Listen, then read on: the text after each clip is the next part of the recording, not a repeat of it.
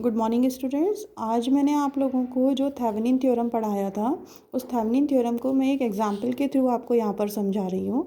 उसके अकॉर्डिंग आप देखिए, ये जो सर्किट हमें दिया हुआ है ये हमारा मेन सर्किट है। इस सर्किट में आप देखिए ये हमारे पास 4 रेजिस्टेंस लगे हुए हैं और एक हमारे पास क्या लगा हुआ है, ये वोल्टेज सोर्स लगा हुआ है ना। तो अब आपको करना क्या है यहाँ पर कि आपको, या तो मैंने आपको बोला था कि न्यूमेरिकल में स्पेसिफाई होगा कि इस ओम के रेजिस्टेंस को आपको लोड रेजिस्टेंस लेना है, नहीं तो मैंने आपको बताया था कि ये जो सोर्स है तो सोर्स के सबसे लास्ट में जो रेजिस्टेंस होता है उसे हम लोड रेजिस्टेंस लेते हैं। तो यहाँ पर देखिए सोर्स ये लगा हुआ है और इसके सबसे लास्ट में जो रेजिस्टेंस है वो कौन सा रेजिस्टेंस है, हमारा 5 ओम का रेजिस्टेंस है ना। तो अब ये जो 5 ओम का रेजिस्टेंस है इसे हम क्या ले लेंगे, हमारा लोड रेजिस्टेंस। इस वैल्यू को हम क्या मान लेंगे, लोड रेजिस्टेंस। तो सबसे पहले आप देखिए मैंने स्टेप नंबर 1 यहाँ पर लिखा हुआ है। स्टेप नंबर 1 के अकॉर्डिंग आपको करना क्या है, देखिए first of all remove the load resistance, है ना। तो लोड रेजिस्टेंस हमारा 5 का था, तो हमने लोड रेजिस्टेंस को हम रिप्रेजेंट करते हैं RL से और उसकी वैल्यू हमने यहाँ पर लिख ली हमारी 5 ओम, ठीक है। उसके बाद जब आप इसको रिमूव कर देते हैं तो सर्किट हमारा ऐसा बन जाता है ओपन सर्किट के। जहाँ पर भी आपका लोड रेजिस्टेंस लगा हुआ है तो वहाँ से सर्किट ओपन सर्किट हो जाता है। अगर यहाँ पे था तो हमारा यहाँ से ओपन हो गया, मान लीजिए ये बीच वाली ब्रांच होती तो बीच से ओपन हो जाता। जहाँ पर भी लगा हुआ होगा वहाँ से सर्किट हमारा ओपन सर्किट हो जाएगा, है ना। तो ये हमारा नेक्स्ट सर्किट ये बनेगा। अब उसके बाद स्टेप नंबर 2 है कि हमें कैलकुलेट करना है VTH by the node method, है ना। आप नोड लगा सकते हैं यहाँ पर। तो देखिए इस वाले सर्किट में जब मैंने नोड लगाया तो मैंने आपको बताया जो सेंटर में रहता है यहाँ पर आप इसको नोड ले सकते हैं और जहाँ पर 2 से ज़्यादा एलिमेंट लगे हुए होते रहते हैं उसे हम नोड मान लेते हैं। तो यहाँ पर आप देखिए ये जो बीच वाला पॉइंट है इस पर मैंने क्या मान लिया, नोड मान लिया। अब इक्वेशन किस फॉर्म में आएगी हमारी इसकी, मैंने आपको पहले ही बताया हुआ है कि जो वोल्टेज की वैल्यू है वो सब ऊपर जाएंगी और रेजिस्टेंस की वैल्यू है वो सब नीचे आएंगी।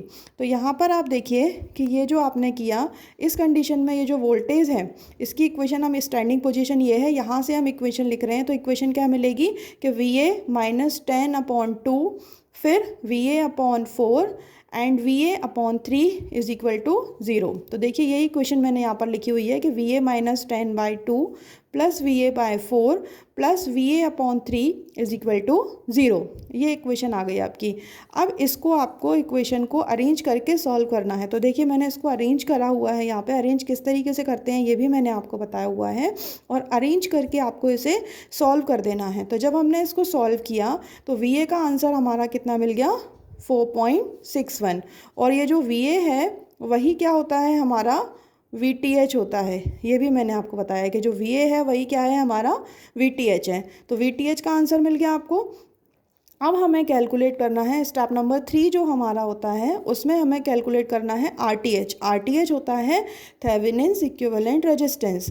और इसको कैलकुलेट करने के लिए सर्किट में जो भी एक्टिव सोर्सेस हैं उन्हें हम हटा देंगे, क्योंकि हमें केवल किसकी वैल्यू चाहिए, रेजिस्टेंस की वैल्यू चाहिए और तो कुछ वैल्यू चाहिए नहीं। तो सर्किट में जितने भी रेजिस्टेंस हैं जिस पोजीशन पर लगे हुए हैं उन्हें लगा रहने दीजिए, बाकी जो सोर्सेज हैं उन्हें आप हटा दीजिए। हटाने के लिए भी मैंने आपको बताया है कि वोल्टेज सोर्स होगा तो क्या हो जाएगा, शॉर्ट हो जाएगा, और करंट सोर्स होगा तो क्या हो जाएगा, ओपन हो जाएगा। तो यहाँ पे मैंने इसमें हटाया यहाँ से। तो देखिए आपका सर्किट ये बन गया।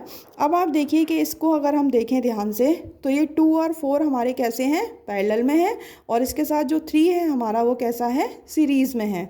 तो सीरीज़ पैरेलल कॉम्बिनेशन के तो जब हम सॉल्व करेंगे तो RTH का आंसर क्या आ जाएगा कि 2 × 4/2 + 4 जो इन दोनों का कॉम्बिनेशन है, और सीरीज़ में जो होता है तो हम इसको प्लस कर देते हैं। तो ये हमने प्लस का 3 कर दिया। तो जब आप इसको सॉल्व करेंगे तो RTH की वैल्यू कितनी मिल गई मुझे, 4.33, है ना। अब हमारा जो नेक्स्ट स्टेप है वो होता है कि हमें IL होता है हमारा लोड करंट, कि हमें IL को फाइंड आउट करना पड़ता है। तो IL को हम किस तरीके से फाइंड आउट करते हैं, उसका ये फॉर्मूला होता है कि VTH/RTH प्लस RL, ये इसका फॉर्मूला होता है ना।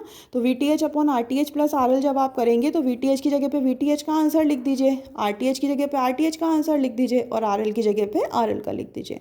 ये तीनों वैल्यूज़ मैंने लिख दी और सॉल्व करके हमारा IL आ गया 0.49 एम्पियर, है ना।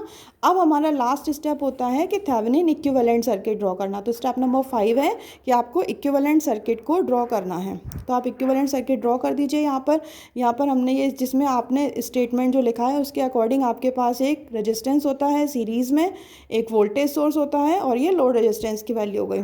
तो यहाँ पर हमने VTH की जगह पे VTH का आंसर लिख दिया, RTH की जगह पे RTH का और RL, और ये सारे आंसर्स हमने ये सर्किट में कर दिए। तो इस तरीके से आपका ये थेवेनिन्स थ्योरम पूरा सॉल्व हो जाता है। बस आपको स्टेप्स ध्यान रखने हैं कि पहला आपको RL रिमूव करना है, दूसरा आप VTH ले लीजिए, तीसरा RTH ले लीजिए, चौथा IL निकाल लीजिए और फिफ्थ में आप इक्विवेलेंट सर्किट ड्रॉ कर दीजिए। कोई भी न्यूमेरिकल हो इस तरीके से आप सॉल्व कर सकते हैं। Okay, thank you so much.